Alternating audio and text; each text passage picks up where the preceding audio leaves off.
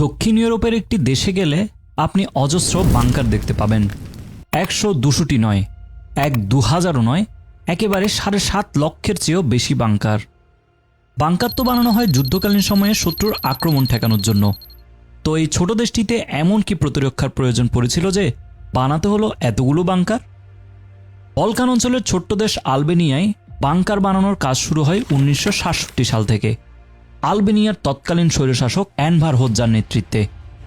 সমাজতান্ত্রিক আলবেনিয়ার শাসক হোজ্জা ছিলেন কিছুটা পাগলাটে ধরনের লোক। তিনি একাধারে প্রতিবেশী গ্রিস ও যুগোস্লাভিয়ার সাথে দ্বন্দ্বে জড়িয়ে গিয়েছিলেন, এমনকি বাদ যায়নি কমিউনিজমের জন্মভূমি সোভিয়েত ইউনিয়নও।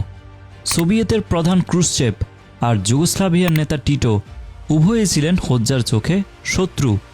তাই সোভিয়েত ইউনিয়ন ও ন্যাটো উভয়ের হামলার আশঙ্কায় হোজ্জা এতগুলো বাংকার বানানোর নির্দেশ দিলেন, যদিও সে আক্রমণ কখনোই হয়নি।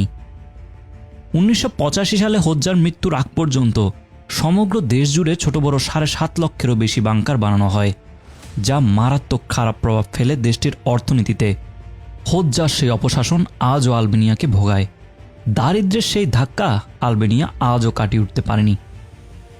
আজ আলবেনিয়ার পথে প্রান্তরে, পাহাড়ি পর্বতে, গ্রামীণ উপত্যকা কিংবা শহুরের রাস্তা, এমনকি নদী ও সাগরের পাড়েও দেখা মিলবে অজস্র পড়ে থাকা বাংকারের, যা বহন করে চলছে আলবেনিয়ার সমাজতান্ত্রিক অতীতের ক্ষতকে।